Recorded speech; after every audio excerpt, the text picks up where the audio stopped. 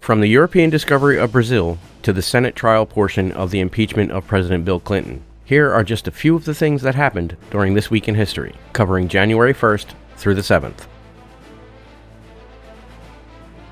Portuguese explorer Pedro Álvares Cabral sighted the coastline of Brazil for the first time 523 years ago on January 1st, 1500. 2 years later, also on January 1st, the site where Rio de Janeiro exists today is explored by the Portuguese, although the city itself isn't founded for another 63 years or so. January 1st is the 222nd anniversary of the initial discovery of Ceres by the Italian astronomer and Catholic priest Giuseppe Piazzi. Originally classified as an asteroid, but now mostly known as a dwarf planet, Ceres is the largest object in the asteroid belt. David Dinkins was sworn in as New York City's first African-American mayor 33 years ago on January 1st, 1990. The present mayor of New York City, Eric Adams, was sworn in 1 year ago on January 1st, 2022, making him just the second African-American mayor of the city. It was 235 years ago, on January 2nd, 1788, that Georgia became the fourth state to ratify the United States Constitution. On January 2nd, 1959, 64 years ago, the Soviet Union launched the Luna 1 spacecraft, which would go on to become the first spacecraft to reach the vicinity of the Moon, as well as the first spacecraft to achieve escape velocity of Earth's gravity, and the first to achieve a heliocentric orbit around the Sun. It still sits in that orbit today between Earth and Mars. January 2nd marks the 32nd anniversary of Sharon Pratt Dixon becoming the first female mayor of the District of Columbia and the first African-American female mayor of a major U.S. city.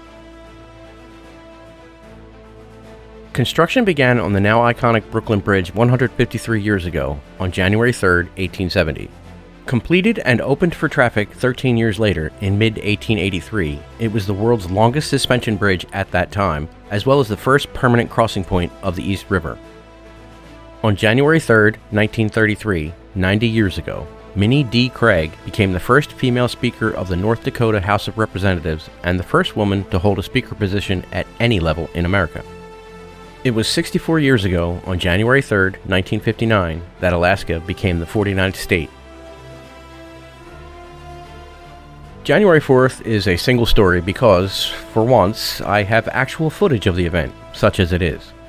January 4th is the 34th anniversary of the second Gulf of Sidra incident, in which a pair of U.S. Navy F-14 Tomcats from the USS John F. Kennedy shot down two Libyan MiG-23 floggers that were believed to be attempting to intercept and attack the American aircraft, similar to an engagement between the two nations nearly 8 years prior. Both MiGs were shot down and destroyed, with both pilots safely ejecting from their stricken aircraft. Although an after-action investigation determined that the MiGs never activated their fire control radars, their maneuvers and acceleration as they closed on the American fighters, they were visibly armed with air-to-air missiles, as well as the Libyans' history of shooting first. All this provided the justification necessary for the Americans to engage in self-defense. Here's the gun camera footage of that incident from one of the F-14s involved that day. Fair warning, there is some adult language in the audio.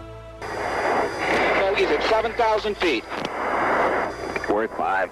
Watch out, bogies 135, 50, Angels 16. Heading 340. Okay. Roger, same bogies. You're in collision now. Steering.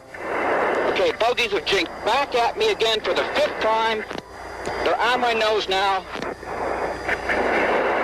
Inside of 20 miles. Master arm on, master arm on. See, good light. Good light. Okay, centering up the T.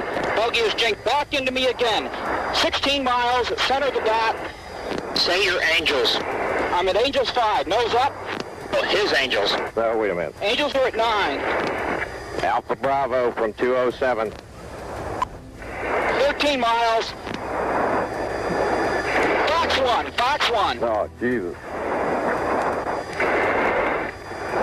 Beeping right. Roger that. 10 miles, he's back on my nose. Fox 1 again.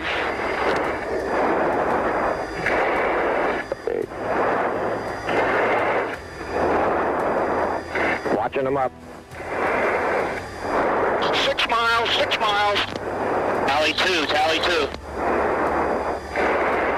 Turning into me. Roger that. 5 miles. 4 miles.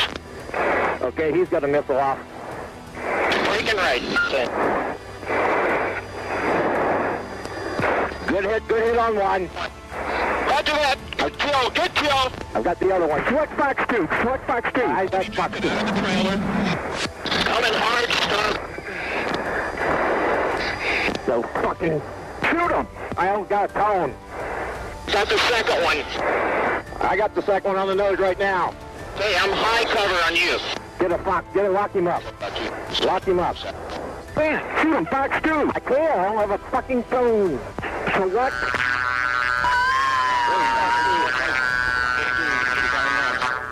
Good kill! Hey, good kill. Pilot ejected. Pilot ejected out of the second one. Okay, Meister, let's head north. Okay. Port side, high, I'm coming down hard. Roger. Roger that. Just either going north, let's go down low, out of deck. Unload, 500 knots, let's get out of here. Hey, 2 good shoots. You're showing 2 good shoots in the air. 546 years ago, on January 5th, 1477, Burgundy became part of France after the Battle of Nancy, in which forces commanded by Charles the Bold, Duke of Burgundy, were defeated by an army led by René II, Duke of Lorraine.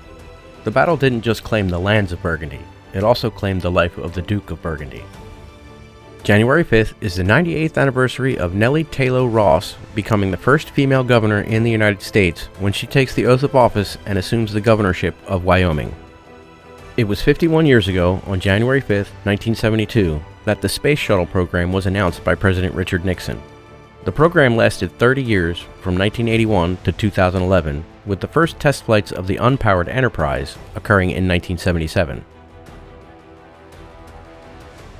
Samuel Colt received the first contract from the U.S. government to purchase his new revolver handgun 176 years ago on January 6, 1847. As the old saying goes, God created all men. Sam Colt made him equal. New Mexico became the 47th U.S. state 111 years ago on January 6, 1912. January 6th is the 23rd anniversary of the death of Celia, the last known natural Pyrenean ibex.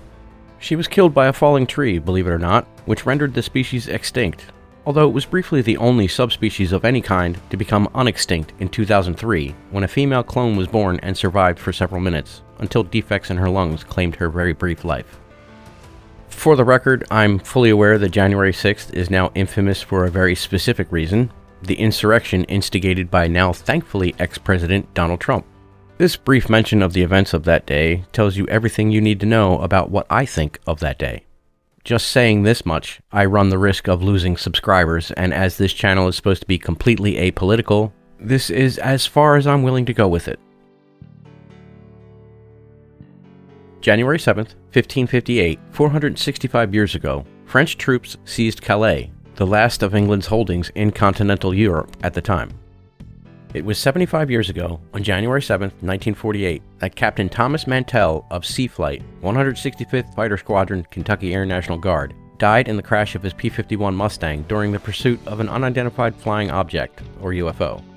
Mantell continued to pursue the object, even as his wingmen leveled out at 22,500 feet due to the lack of oxygen masks. It's believed that Mantell passed out from lack of oxygen as he climbed above 25,000 feet, with the plane spiraling to the ground just south of the town of Franklin. He was the first pilot in the history of the Kentucky Air National Guard to die in flight.